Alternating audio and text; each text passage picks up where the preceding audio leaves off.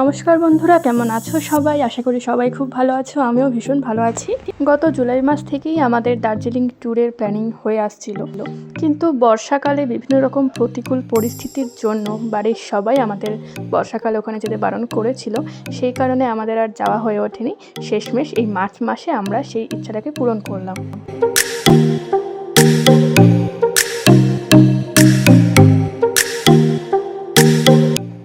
দার্জিলিং মানেই যে শুধু ম্যাল রোড নয়, ওখানে প্রচুর অফবিট গ্রাম আছে যেখানে ঘুরে ভীষণ শান্তি পাওয়া যায়। শহরের ইট পাথরের এই দেওয়াল আর এই পলিউশন থেকে বেরিয়ে ওখানে দুদিন ঘুরে আসলে যে কীরকম শান্তি লাগে সেটা আপনারা এই ভিডিওগুলো দেখে অনেকটাই বুঝতে পারবেন। কিন্তু এই অফবিট গ্রামগুলোতে বর্ষাকালে যাওয়া ভীষণ রিস্ক, সেই কারণেই আমরা এই মার্চ মাসটা বেছে নিয়েছিলাম। কিভাবে আমরা সেখানে পৌঁছালাম, কোথায় কোথায় ঘুরলাম, কি কি দেখলাম, কি কি খেলাম এবং কোথায় কোথায় থাকলাম তার যাবতীয় তথ্য আমি এই ভিডিওগুলোতে দিয়ে দিয়েছি। আশা করি যারা এসব অফবিট গ্রাম পছন্দ করেন তাদের খুব কাজে আসবে। 7 মার্চ ছিল আমাদের দার্জিলিং মেলের টিকিট কাটা। আমাদের প্ল্যানিং ছিল আমরা মাঝেরহাট থেকে 8:41 বজবজ লোকাল ধরে শিয়ালদা পৌঁছে যাব, আর তাহলেই আরামসে আমরা দার্জিলিং মেলটা পেয়ে যাব। কিন্তু যেই ভাবা সেই কাজ নয়, আমার বর বাবাজি আবার ট্রেনের টাইম দেখতে ভুল করেছেন। ট্রেনের টাইম ছিল 8:33 আর উনি দেখেছেন 8:41। যদিও টাইমের গ্যাপটা খুব একটা বেশি ছিল না, কিন্তু কিছু কিছু সময় কিন্তু 1 মিনিট সময়েরও অনেক দাম থাকে।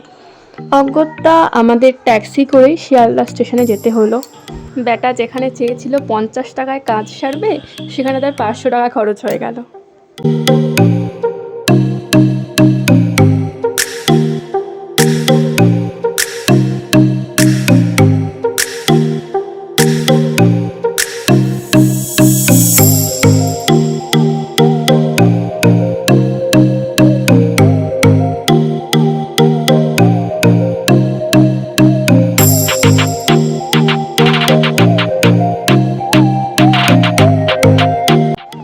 আমরা শিয়ালদা স্টেশনে যখন পৌঁছালাম তখন বাজে প্রায় 9টা। মনে মনে ভাবছিলাম যে এই 1 ঘন্টা আমরা কি করব স্টেশনে, কিন্তু শেষ অবধি দেখলাম কি একদম ঠিকঠাক টাইমেই পৌঁছেছি। প্ল্যাটফর্মে ঢুকে ভারী লাগেজ নিয়ে টুকটুক করে এগোতে এগোতে আমাদের বগি নাম্বার অবধি পৌঁছানোর আগেই ট্রেন ঢুকে গেল।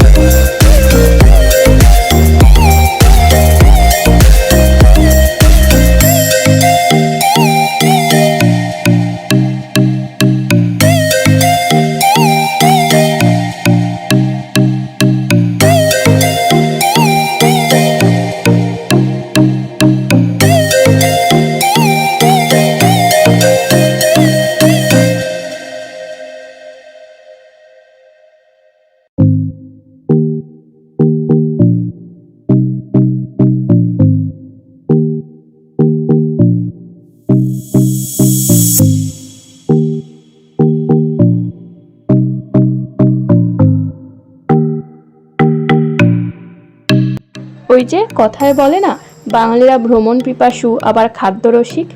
বাড়ি থেকে পেট ঠেসে খেয়ে আসার পরেও ট্রেনে উঠে কিন্তু কেমন একটা খিদে পেয়ে গেল। 10:05 ট্রেন ছেড়ে দিল। জীবনে প্রথমবার দার্জিলিং যাচ্ছি বলে ভীষণ এক্সাইটেড লাগছিল।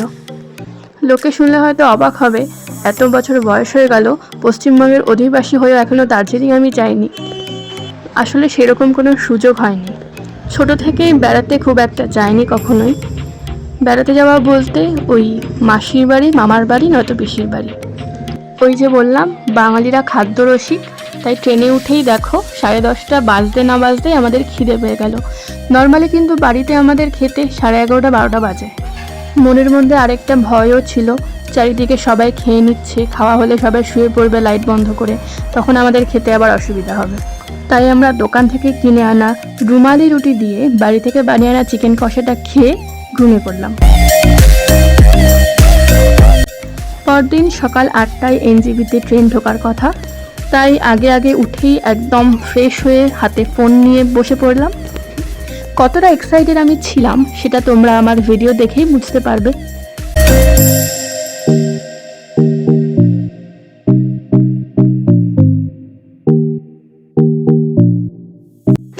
সকাল সকাল খিদে পাচ্ছিল, তাই ব্যাগে করে নিয়ে আসা এইটাকে আমরা খুলে খেতে শুরু করলাম। আমার ভীষণ নস্টালজিক ফিল হচ্ছিল, তার কারণ জীবনের 2 বছর আমি পড়াশোনার জন্য জলপাইগুড়িতে কাটিয়ে এসেছি। আর ট্রেনে করে জলপাইগুড়ি আসতে গেলে আমাদেরকে নিউ জলপাইগুড়ি স্টেশনেই নেমে ওখান থেকে বাসে করে বা যাই হোক কোনো একটা গাড়িতে করে যেতে হতো। যখন বন্ধুরা মিলে সবাই একসাথে আসতাম তখন ভীষণ এনজয় করতাম। সেই সব জিনিসগুলোকেই খুব মিস করছিলাম এই স্টেশনটাকে দেখে। আর একটা কথা বলা বাহুল্য, জীবনে প্রথম কেনা অ্যান্ড্রয়েড ফোনটা আমার এই স্টেশন থেকেই চুরি গেছিলো। ঠিকঠাক টাইমে ট্রেন স্টেশনে পৌঁছেছিল। তো ফাইনালি আমরা এনজিপি স্টেশনে নামলাম। আমাদের কাছে আমাদের বাজেট অনুযায়ী আমরা ঠিক করেছিলাম এখান থেকে আমরা শেয়ার কারে করেই দার্জিলিং পৌঁছাবো। কিভাবে আমরা এনজিপি থেকে শেয়ার কারে করে দার্জিলিং পৌঁছালাম, দার্জিলিংয়ে পৌঁছে কোথায় থাকলাম, কি খেলাম, সমস্ত তথ্যগুলোই আমি পরের ভিডিওতে আপলোড করে দেব। তার জন্য আমার চ্যানেলটাকে অবশ্যই সাবস্ক্রাইব করে নিও সবাই। আর ভিডিওটা ভালো লাগলে লাইক করতে ভুলো না। চলো তাহলে আজকের মতন টাটা।